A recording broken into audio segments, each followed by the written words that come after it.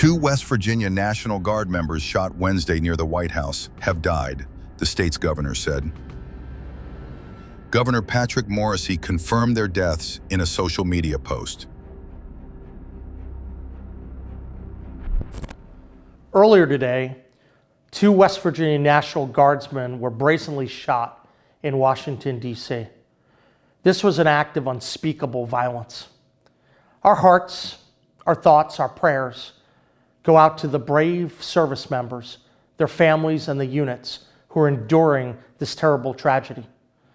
We're going to work hard with West Virginia. I know the state stands behind the Guard. I know the president, who I just spoke to, stands behind these courageous service members and our state to get through this really difficult time. But just know, we're going to keep working to make sure that justice is served. A suspect now in custody was also shot and has injuries that are not believed to be life-threatening, according to a law enforcement official not authorized to discuss the matter publicly and who spoke to on condition of anonymity.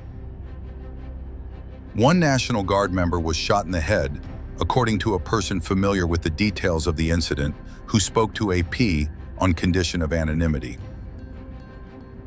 Defense Secretary Pete Hegseth said Trump has asked him to add the additional Guard members following the shooting. Two National Guardsmen have been shot in Washington, D.C., critically wounded. The shooter shot in a cowardly, dastardly act targeting the best of America, heroes willing to serve in Washington, D.C., serve for people they don't know and they've never met because they love their country and their capital and their community. They were willing to do dangerous things others were not because they love their fellow Americans. Someone decided to turn that into targeting National Guardsmen. That will only stiffen our resolve. We will never back down. We will secure our capital. We will secure our cities. In fact, this happened just steps away from the White House. It will not stand. And that's why President Trump has asked me, and I will ask the Secretary of the Army to the National Guard, to add 500 additional troops, National Guardsmen, to Washington, D.C. This will only stiffen our resolve to ensure that we make Washington, D.C. safe and beautiful. The drop in crime has been historic. The increase in safety and security has been historic. But if criminals want to conduct things like this, violence against America's best, we will never back down. President Trump will never back down. That's why the American people elected him. America and our warriors, our National Guardsmen, are strong. And so we're following this very closely. We're getting information rapidly. I mentioned the faith of this country, the Christian faith, the prayers.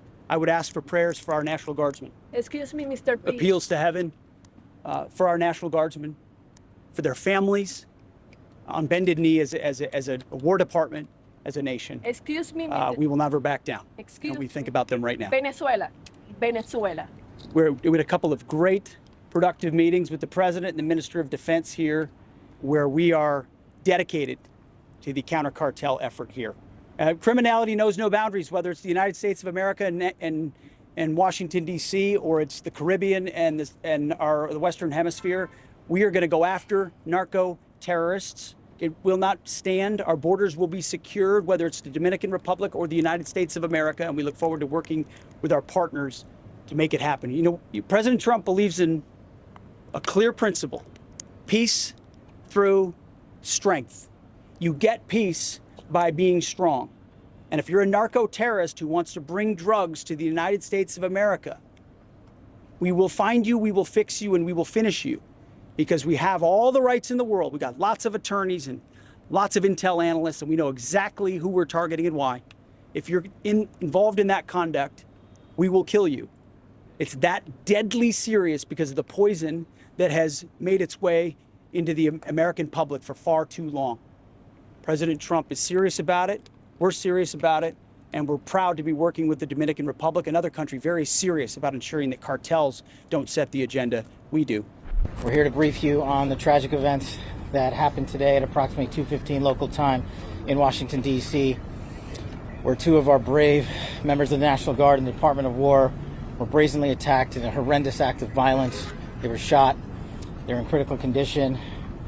As you can see behind me, we have assembled the full force of both the federal and state and local law enforcement agencies to bring bear all of our resources to make sure we find the perpetrators responsible for this heinous act. And make no mistake, they will be brought to justice. Since this is an assault on a federal law enforcement officer, this will be treated at the federal level as an assault on a federal law enforcement officer.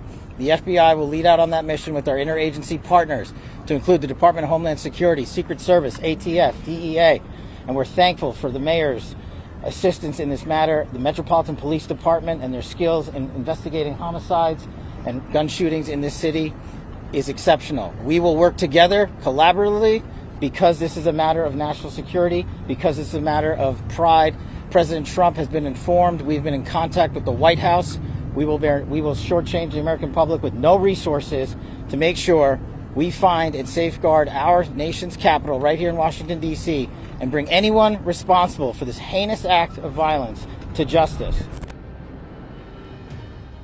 There are currently 2,188 troops assigned to the Joint Task Force operating in the city, according to the latest update.